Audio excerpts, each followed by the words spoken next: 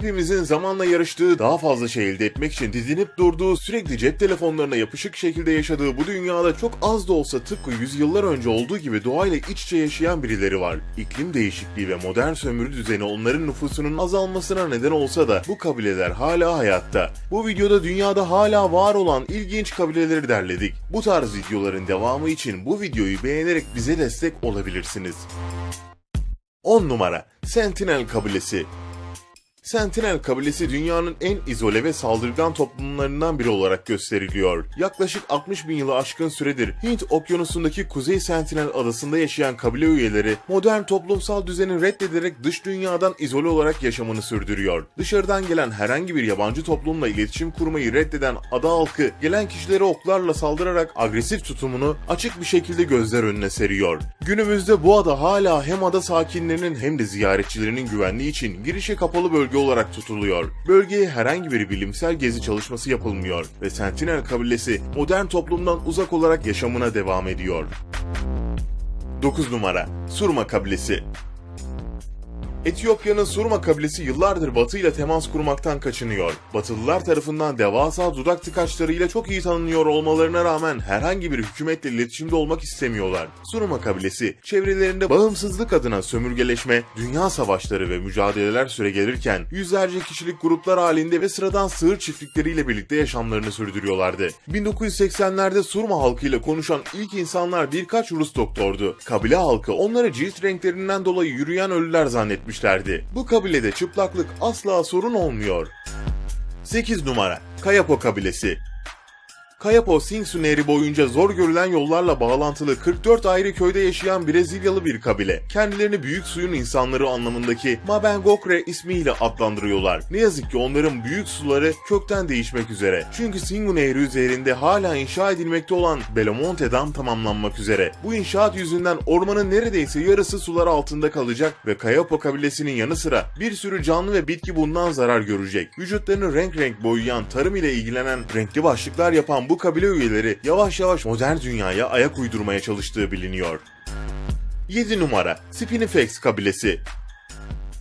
Spinifex veya Planogru yaşanılabilecek en sert iklimlerden biri olan Büyük Victoria çölünde en az 15 bin yıl yaşamış olan aborjin bir kabile. Avrupalıların Avustralya'ya yerleşmesinden sonra bile böylesine soğuk ve kuru bir işgal ortamında oldukları için bu kabile çoğunlukla yalnız kaldı. Ancak bu durum 1950'lerde değişti. İlginçtir ki bölgede bıraktıkları sanat eserleri 1997'de onların yerli halk olduklarını ispatlamalarına yardımcı oldu. Bireysel ve toplumsal birçok sanat eseriyle geniş bir beğeni topladılar. Şu anda kaç Spinifex üyesi mevcut belirlemek zor olsa da Tujunjunjara olarak bilinen en büyük toplulukları 180-220 civarı kişiden oluşmakta.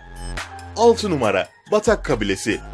Filipinlerin Palawan adasında yaşayan Batak kabilesi, gezegenin genetik olarak en farklı insanlarını barındıran bir kabile. Onlar Afrikalılara en uzak akraba ırklar olan ve Astroloid ırkına ait olduklarını ve hepimizin bu ırktan geldiğini düşünüyorlar. Bu da 70 bin yıl önce Afrika'yı terk eden ilk gruplardan biri olduklarını gösteriyor ve yaklaşık 20 bin yıl önce Asya kıtasından Filipinlere geçtikleri düşünülüyor. Batak kabilesinden tipik bir Negritos, kısa boylu ve kıvırcık, yün gibi saçlara sahip olur. Geleneksel olarak kadınlar sarong giyer. Erkekler ise ya hiçbir şey giymez ya da belirli yerlerini kapatmak için G-string, tüy veya takı kullanırlar. Tıpkı diğer birçok yerli kabile gibi onların da hastalıklar, toprak istilaları ve modern sömürüler yüzünden nüfusları azaldı. Şu anda yaklaşık 300-500 civarında üyesi bulunuyor.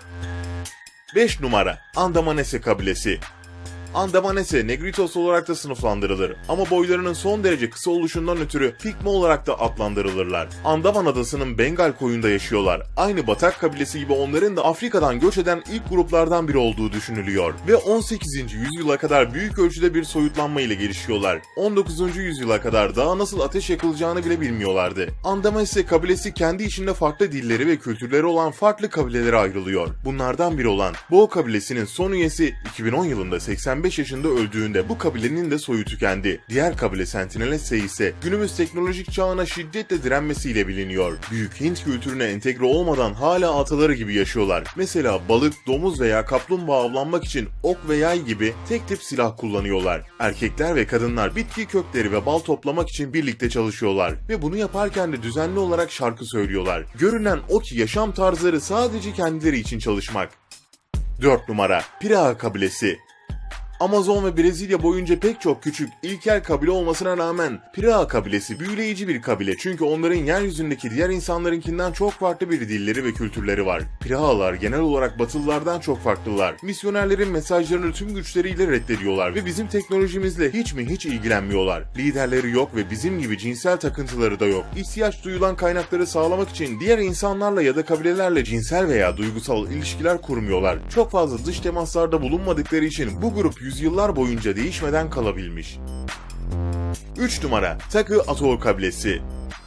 Taku Atol, Polinezya kökenli bir kabile, fakat aykırı bir kültüre sahip oldukları için Polinezya üçgeninde yaşamaktansa Melanesia bölgesinde yaşamayı tercih ettikleri düşünülüyor. Hala saman çatılı evlerinde yaşıyorlar ve Avrupa'dan daha eski bir tarihe sahip oldukları ile ilgili hikayeler anlatıyorlar. Günlerimizi çalışmakla geçiren çoğumuzun aksine Taku halkı haftanın 20-30 saatini dans etmek ve şarkı söylemekle geçiriyor. Şaşırtıcı bir şekilde hafızalarında 1000'den fazla şarkı var. 400 civarı üyesi bulunan bu kabile tek bir lider tarafından yönetiliyor.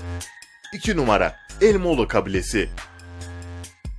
Kenya'nın yüzlerce yıllık El Molo kabilesi ülkedeki en küçük kabile olmakla birlikte aklınıza gelebilecek her çeşit tehditle karşı karşıya. Zaten etraflarındaki diğer kabilelerin sürekli tacizlerinden dolayı küçük bir bölgede izole şekilde yaşıyorlar. Fakat hala huzuru bulmuş değiller. İsimleri hayatlarını büyükbaş ya da küçükbaş hayvancılık dışında şeylerden kazanan insanlar anlamına gelen bu kabile, hayatta kalmak için yalnızca balıkları, su canlılarını ve ticareti kullanıyorlar. 1 numara Agori kabilesi.